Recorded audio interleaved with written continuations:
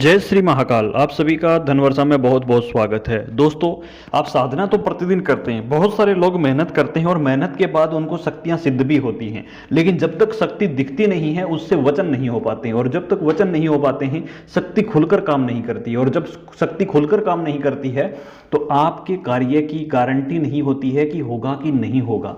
कार्य कितने दिन में होगा ये आप शक्ति से कोऑर्डिनेट नहीं कर पाते हैं, तो आपको पता नहीं होता है। कार्य की निष्पादन होने में कितना समय गुजर जाएगा ये आपके पास में कोई इस बात का जवाब होता ही नहीं है। अक्सर जब हम कोई साधना करते हैं और हमारे सामने ये अनुभव आने शुरू हो जाते हैं कि हमें इस प्रकार की चीज़ों की हो रही है हमारे जीवन में, कि लगातार हमें विचित्र से प्रकार के अनुभव आ रहे हैं, विचित्र प्रकार की जीवन में घटनाएं घटित होनी शुरू हो गई हैं, और शक्ति ऐसा लग रहा है जैसे सामने आ रही है, आभास हो रहा है, आंखें बंद करके महसूस कर पा रहे हैं कि हमारे आसपास में इस तरह की कोई एंटिटी घूम रही है, इस तरह की कोई शक्ति जो है वो घूम रही है। कहीं ना कहीं हमें न दिखने वाली शक्ति आभास करवाती है वायु तत्व में प्रधानता देकर के, क्योंकि वायु तत्व जो है वो प्रधान होता है इसके अंदर। और जब हमारे आसपास की हवा जो है हमें भारी लगने लग जाती है साधना के दौरान, तो ये माना जाता है कि वो शक्ति आपके आसपास आई है, आपको महसूस करवाया। लेकिन इस महसूस करने से हमारा काम नहीं चल जाएगा।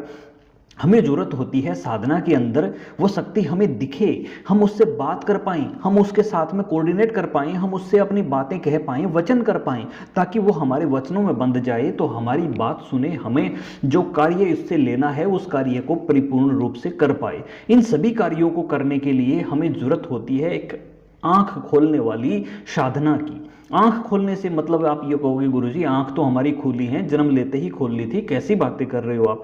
अरे भाई, आंख खोलने से तात्पर्य है बातूनी आंख खोलने से। बातिनी आंख का मतलब होता है दिव्य दृष्टि खोलने से। और दिव्य दृष्टि की जो साधनाएं हैं हमने एक अलग से ग्रुप भी चलाया था, उसमें करीबन 3-4 प्रकार की विशिष्ट तौर पर साधनाएं आपको दी थी। और आज जो साधना हम आपको दे रहे हैं वो एक इस्लामिक साधना है। तो जो भाई इस साधना को करना चाहता है उस साधना की पूरी विधि समझ ले, इसी दौरान आपको मंत्र भी इसमें मिल जाएगा। तो पूरा वीडियो गौर से देखने के लिए आपका धन्यवाद। चैनल पर अगर पहली बार आए तो सब्सक्राइब कर ले, बेल आइकन दबा ले, वीडियो को अच्छा लग रहा हो तो लाइक और शेयर भी कर दे। हम बात करते हैं साधना करना कैसे है। तो इस साधना के लिए किसी भी शुक्ल पक्ष यानी कि जो अमावस्या के बाद में जो शुरू होता है वो पक्ष, उसमें शुक्ल पक्ष यानी कि अमावस्या के बाद पहला जो सोमवार आता है उस सोमवार को पवित्र आसन लेना है। उस आसन का, पवित्र आसन से मतलब है कि एक साफ सुथरा आसन हो, और सफ़ेद ले सकते हैं आप, और उसके ऊपर बैठना है आपको। एक सामने चमेली के इत्र की सामने खोल करके एक शीशी रखनी है, और एक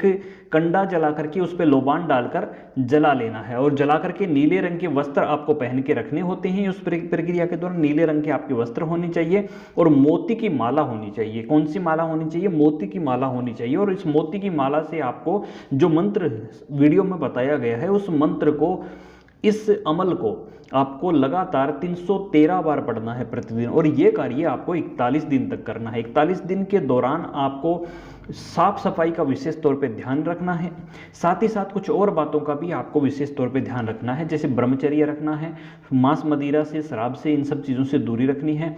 ये सारे जो नियम साधनाओं में होते हैं उसका ध्यान रखना है।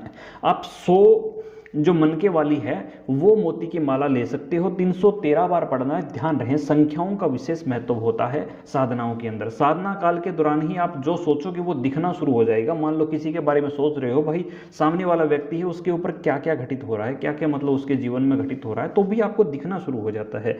जब आप इस सामने वाले व्यक्ति के बारे में सोचते हो, साधना पूरी हो जाने के बाद जब किसी बात को मालूम करना होता है तो 21 बार पढ़ करके आंख बंद करके जो भी पता करना है ध्यान करोगे तो जो भी पता करना है वो पता चल जाएगा। शक्ति साक्षात सामने खड़ी होकर आपको बताती है।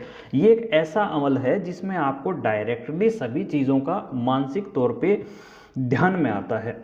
इस चीज़ को आपको विशेष तौर पे करते समय ये ध्यान रखना है कि कोई भी आपको नेगेटिव कार्य न करते हैं, कि आपको ये पूरी कहानी समझ आ गई होगी कैसे साधना करनी।